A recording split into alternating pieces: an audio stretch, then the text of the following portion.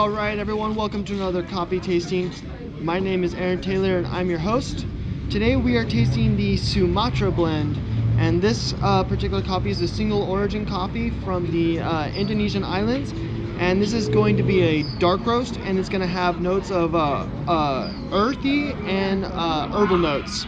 So this is going to be a very dark roast, and then we're going to be trying it two different ways. If you guys are joining me for the first time, welcome. Don't forget to hit that like and subscribe button down below. If you guys are joining me again, welcome back. I appreciate you guys joining me for these coffee tastings. Today we're going to explore the flavor notes that Sumatra has to offer over the French press and the pour over. And so we're going to go ahead and get that brew going. So for those of you guys joining the coffee tasting for the first time, we like to brew our coffee two different ways. That way we can explore the different flavor notes that we get from different brew methods. And so with the French press, we're going to get a lot more of those sediment flavors and oils. And with the pour over, we're going to get a lot more of those sediments filtered out, and we're going to see a lot more of those brighter notes come forward.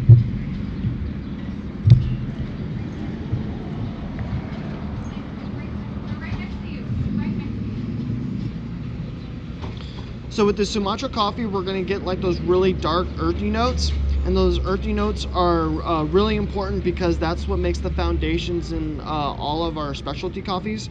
When we have any kind of coffee like tribute blend, anniversary blend, any of the holiday blends like Christmas and Thanksgiving, those all use a Sumatra coffee as a base, and then we build upon that Sumatra flavor with other coffees from different parts of the world. And the reason why we use the Sumatra coffee is because it has that robust earthy flavor, and with that robust earthy flavor it kind of pairs well with a lot of different flavors, and you can enhance that bitter flavor with certain flavors, or you can kind of mellow it down with other types of flavors.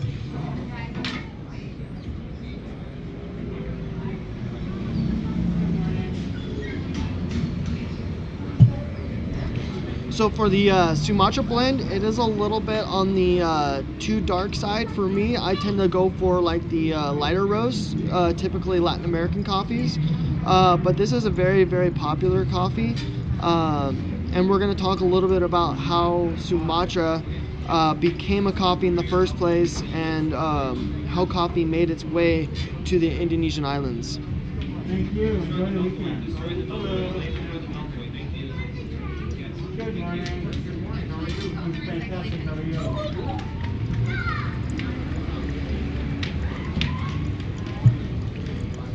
So what not a lot of people know is coffee originates from the country of Ethiopia. So when you have a cup of coffee or a blend of coffee that's from a different part of the world, say Latin America or Indonesia, it has a particular story on how it got to that region of the world. And so we're going to talk a little bit about how coffee migrated from Ethiopia to Indonesia, and then we're going to talk a little bit about how Sumatra became a coffee all on its own.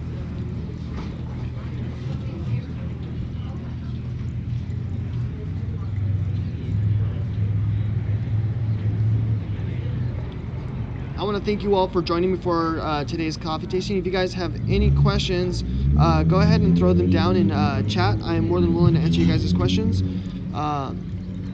And I hope you guys enjoy this particular brew with me.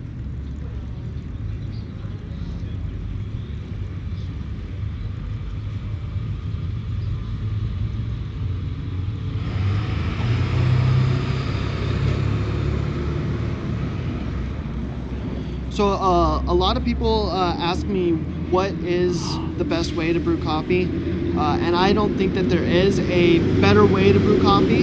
It just depends on the type of flavor you're looking for. If you're looking for those strong, robust flavors, if you're looking for a nice, mellow cup of coffee, it might even be impacted by a lifestyle that you might have. If your stomach is sensitive to oils, or you can't handle those sediments very well, you definitely want to stay away from like a French press. And if you do have a really sensitive stomach, you might want to stick with like a Chemex. And the reason why you want to stick with the Chemex is because that Chemex has that triple filtered paper filter, and so we're gonna filter out more of those sediments and a lot more of those oils, making it a much smoother, clean cup of coffee to drink, impacting your stomach a lot less. So if you get upset stomachs, that's something you might want to explore, is trying Chemex Brew to see if that makes it much easier to drink and less of an impact on your stomach throughout the day. And then for me, my particular favorite brews of coffee actually change depending on the region that I'm brewing from. So typically if I'm doing like a Latin American coffee, I like to do with the French press. But if it's like an Indonesian coffee or an African coffee, I tend to lean more towards the pour over. And the reason why I have that trend is because with the pour over, we're filtering out some more of those sediments, making those bitter flavors not so intense. So it kind of like mellows out that cup of coffee. So it makes a darker roast a little bit smoother, but not always. Sometimes with the pour over, those the paper filter brings forward those bright acidic flavors so much that it's a little too intense. And so with some of the dark roasts, I've actually found that they're better on the French press just because they make for a more balanced cup of coffee. For instance, last week we did the Komodo Dragon, and when we did it on the pour over, we realized that the paper filter really brought forward those bright roasty flavors so much that it made it really intense to drink on the sides of your mouth. And then with the French press, those the bitter flavors really came forward and balancing out those bright roasty flavors, making it, like I said, a much more balanced cup of coffee to drink.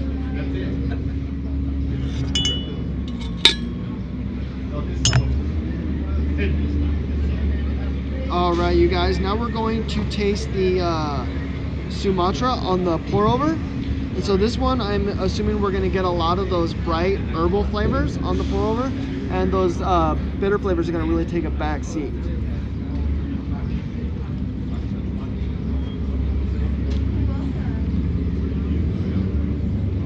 Oh yeah, so right now what I'm getting is some really intense floral flavors on the sides of my tongue, with a little bit of a bitter kick towards the center, but it's primarily those floral flavors. And then as I let my palate clear, we're getting that very dry mouth feeling on the sides of our tongue from those floral flavors, almost like you drank like a red wine that leaves you with a dry palate. So with the Sumatra pour over, you're definitely going to want something savory. Have a great day. So we're definitely going to want to try something savory with the pour over coffee if you don't like that dry mouth feeling, just to make it a much more pleasant cup of coffee. If you do like the dry floral mouth feeling, then this is definitely the best way to brew the Sumatra for you. It is still a really good cup of coffee. I'm not a big fan of that floral flavor, so I would probably lean more towards the French press, but we're going to find out right now.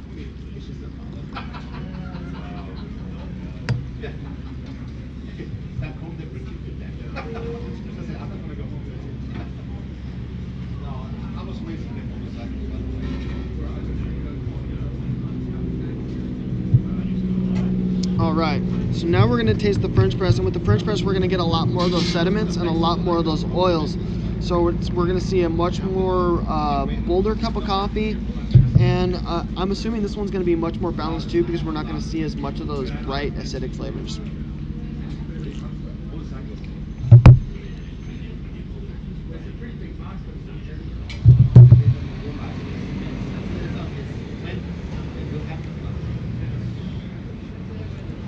So with the French press, we're still getting that intense, bright herbal flavor, but it's not nearly as pronounced as it was on the pour over.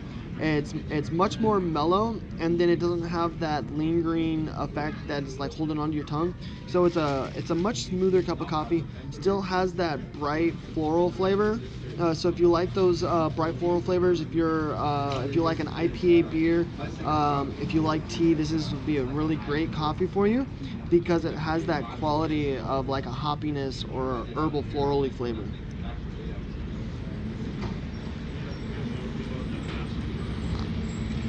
Really good. So I personally prefer the French press over the pour over, and the reason why is because we're getting a lot less of those floral flavors. We still get those floral flavors on the French press, but it's not as pronounced, doesn't take a front seat like it does on the pour over. And then with the pour over, we get that lingering attached effect on the tongue, and that's not so strong with the French press. And that's what I am favoring on the French press right now, is that it doesn't have that lingering flavor like the pour over does, and then also it's a little bit more balanced. Still has that bright floral kick in the very beginning, but definitely not as intense as the pour over. So I am going to be sipping on the French press for the remainder of the coffee tasting. Let me know what you guys thought of the flavors of the Sumatra, and then if you guys have a particular favorite roast that you guys like to drink, throw that down in chat. I would love to feature your guys' favorite coffee on this channel in the future.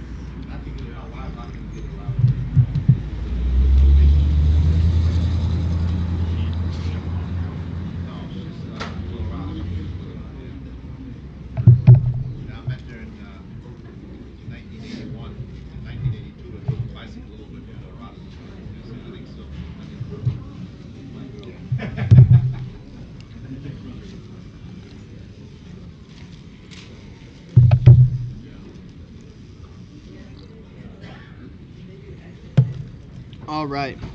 So now we're going to talk a little bit about the history of Sumatra coffee and how coffee made its way to the islands of Indonesia.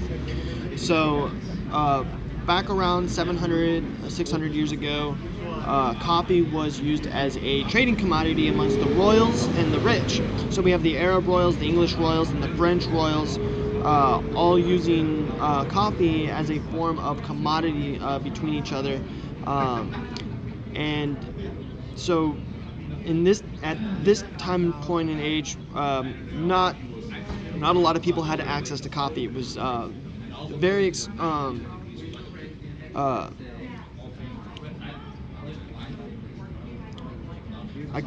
having a loss for words.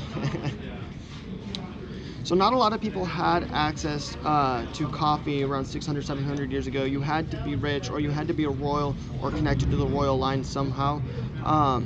And so it wasn't until the 1600s is when Dutch colonialism actually started to import coffee from Yemen to the Indonesian islands. And so with this import of coffee, we have the growth of agriculture in this region, and it impacts this part of the world greatly, because a lot of the farmers in Indonesia, 80% of their economy today relies on coffee exports. And so when you rely that heavy on coffee export, that means 80% of your money all year round relies on whether or not you're able to harvest a good crop. And so when you miss out on a crop, or your crop doesn't yield enough, you're going to be missing out on some money to sustain you for the year. And so with farmers down there having a little bit of trouble growing enough coffee, we have Starbucks has started a couple initiatives down there where we help agricultural scientists learn how to best grow coffee in that region and pick the right varietals to grow, that way that they can get the maximum yield and the maximum harvest and still get that quality Arabica beans that that we require. That way we're getting that quality flavor, the robust flavors, and making sure that we get the flavor that we want out of the Sumatra.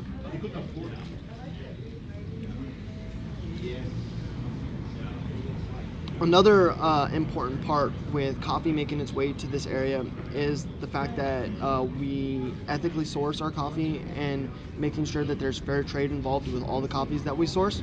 And so with the fair trade, we're making sure that all the farmers are properly being paid the proper wage, and that they're getting a sustainable lifestyle.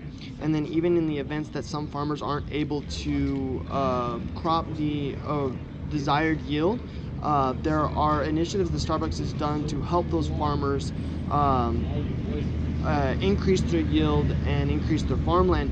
And so some of the things that Starbucks has done that they've helped them create recreational facilities in that part of the world, where they have better medical facilities, a safer place environment, because that part of the world is a very dangerous place to live. You have a lot of poisonous flora and dangerous fauna, and with the dangerous flora and fauna, you have the opportunity to succumb to illness very easily in that area.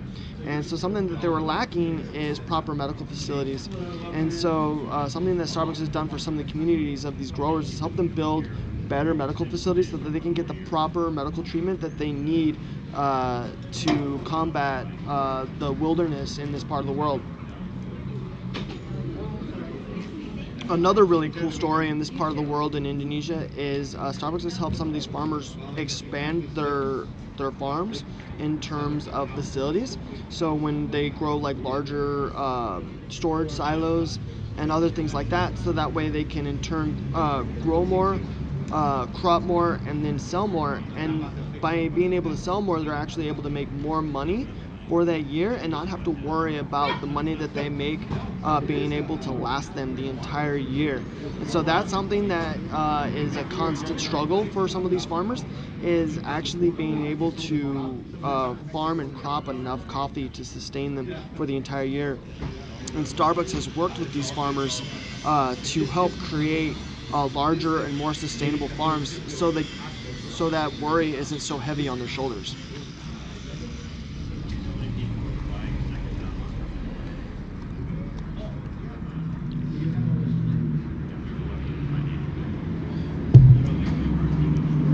So that is the origin of Sumatra coffee. It's a coffee that is originated from Yemen, and the coffee migrated from Ethiopia to Yemen, and then Yemen to Indonesia. And then it wasn't until the late 1980s is when Sumatra was actually invented. And this particular cup of coffee, or this particular blend of Indonesian coffee, is named for the residents of the island Sumatra. So we have the Sumatra coffee named after the locals of the area, and it's dedicated to their passion for coffee and their hard work to grow this amazing, robust, flavorful cup of coffee. Very, very complex.